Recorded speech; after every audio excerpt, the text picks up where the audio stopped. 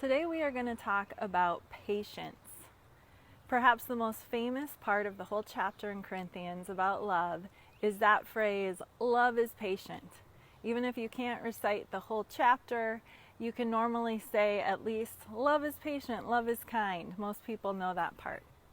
We also are pretty familiar with patience, often because of a lack of patience that we feel in certain circumstances. We're not going to talk much about what the word patience means, but I will tell you that it can also be translated long-suffering. So love is long-suffering, or love suffers long. Most of us can identify with that with patience because we can think of circumstances where we've had to be patient and it feels like suffering, right? I do want to tell you some of the keys that I've found that have helped me to practice patience in my own life. The first one is proactivity. So as a mom, I find myself being impatient with my kids when I don't have a plan. So what I mean is this, is that my kids maybe are misbehaving, but I don't have a plan to correct their behavior or for discipline. And so instead of being able to be proactive with them, I find my patience growing thin. Or I go into the day and I don't have a plan. I'm not being proactive. I haven't set the day up for success. And so I'm going throughout the day trying to catch up or trying to figure it out or whatever the case may be. And so I find myself in those moments losing patience.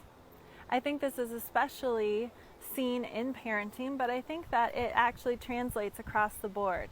That when we are not being proactive, when we don't have a plan, that it's difficult to be patient because then we're already feeling like we're at our rope's end before we've really gotten into something because we're in over our head because we don't have a plan, we don't know what we're doing.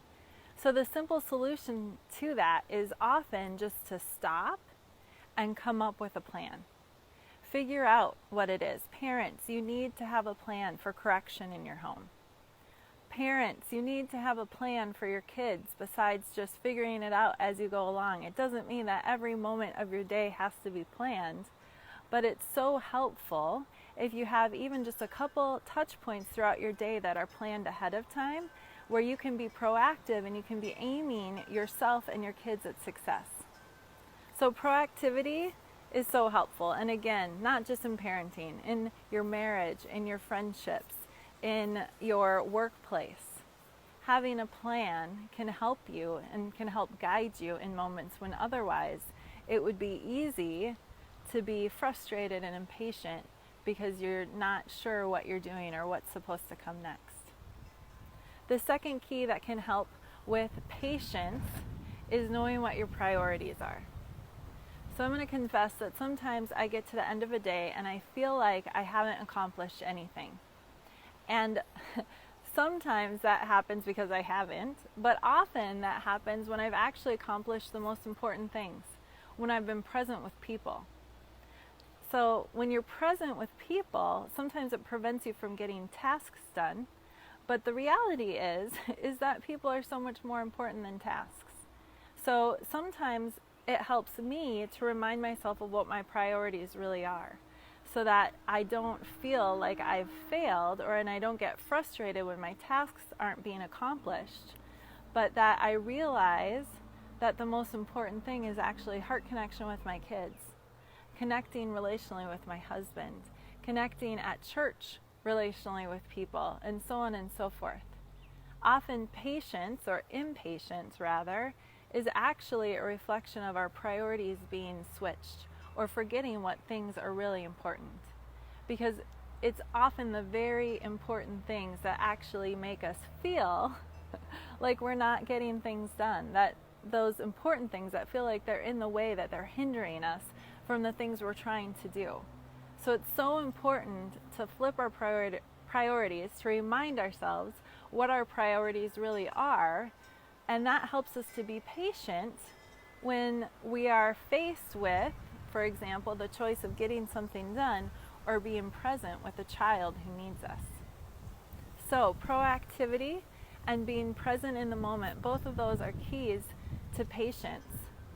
And then the last thing is that I have found and this is true of every aspect of love, that it comes so much more alive in my heart and my life when I am making sure that I am staying in touch with the Holy Spirit. Because patience is also a fruit of the Spirit, and it's evident in our lives when the Holy Spirit is present in our lives. I remember so clearly when Jamie got saved in high school.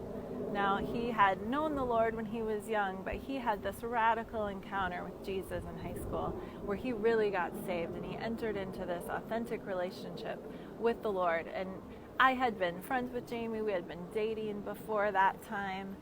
And so I had already thought he was a great guy. But one of the things that I noticed about him after that encounter with the Lord was that he became so loving and patient.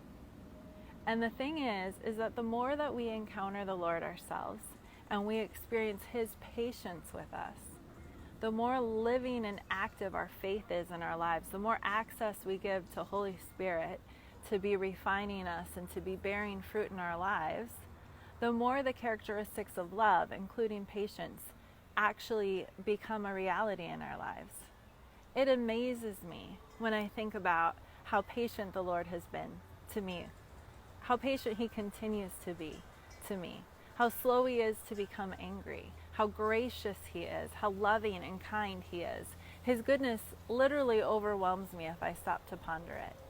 And so how can I go from that place to a place of impatience with someone else when the way that they've behaved towards me, no matter what, cannot compare to how I have behaved towards the Lord, and yet his gracious and kind response to me, even in the face of, whatever it is that may have been going on in my life.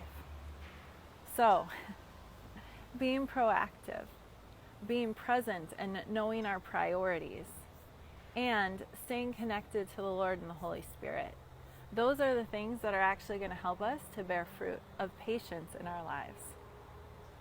The Lord is good.